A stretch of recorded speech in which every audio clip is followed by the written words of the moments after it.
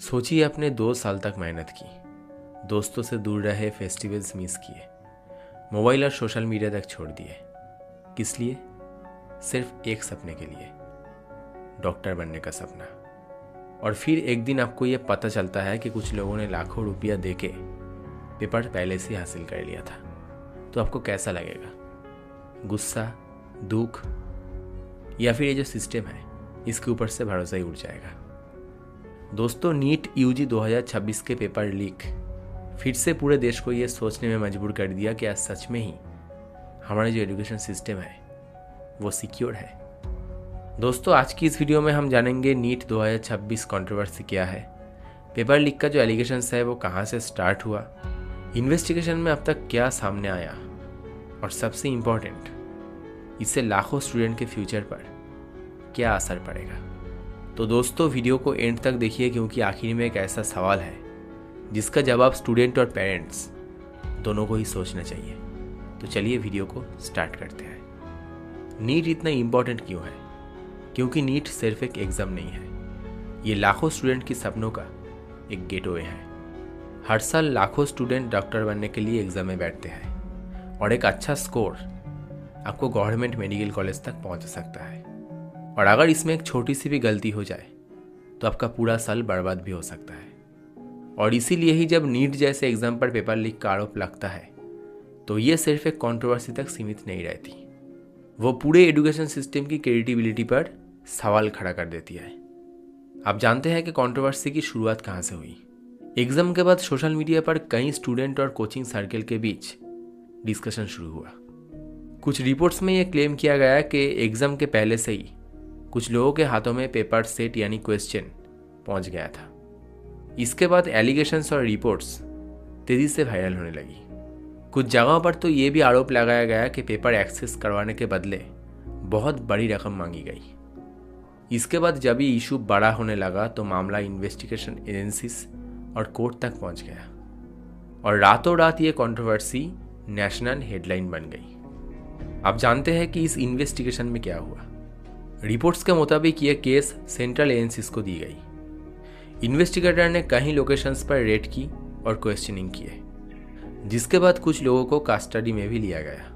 और इतना ही नहीं, कई डिजिटल डिवाइस और डॉक्यूमेंट भी सीज किए गए। इन्वेस्टिगेशन का फोकस ये समझना था क्या ये पेपर सच में ही लीक हुआ, और अगर हुआ भी तो किस लेवल पर हुआ।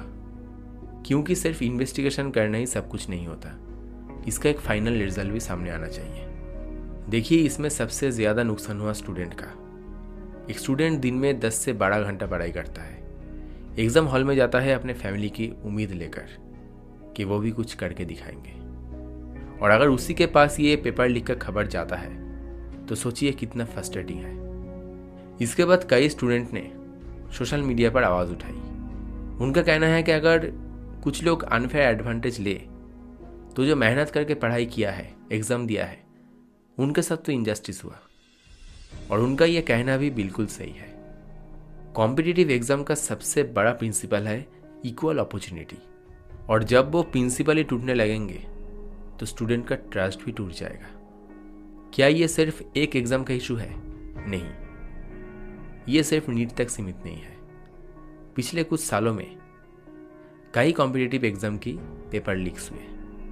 हर बार स्टूडेंट प्रोटेस्ट करते हैं, हर बार इन्वेस्टिगेशन भी होता है, और हर बार रिफॉर्म्स की बात भी होती है। लेकिन सवाल ये नहीं है, सवाल ये है कि और कितना दिन ऐसे ही पेपर लीक्स होते रहेंगे, और ऐसा इंसिडेंट हर बार क्यों होता है? क्यों ऐसा इंसिडेंट होता है जिस इंसिडेंट से सिस्टम के ऊपर ही आवाज़ उठाना पड़े? आज हर स्टूडेंट एक ही बात जानना चाहता है, क्या प्रॉब्लम है? क्या सिस्टम के अंदर ही कोई लूप होल्स है, या फिर अकाउंटेबिलिटी की कमी है, या फिर एग्जाम माफिया इतना पावरफुल हो चुका है कि उनको रोकना ही मुश्किल है?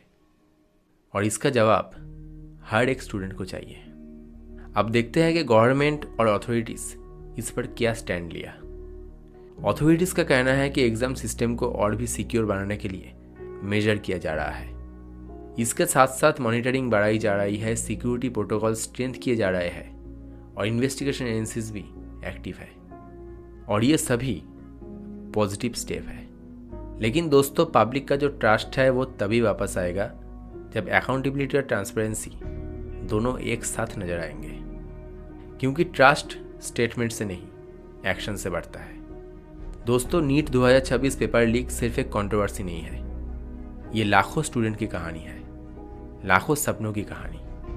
ये उन स्टूडेंट की कहानी है जो मेहनत पर भरोसा करते हैं। लेकिन जब ऐसे न्यूज़ सामने आता है तो सबसे ज़्यादा चोट उन्हीं सपनों को लगता है।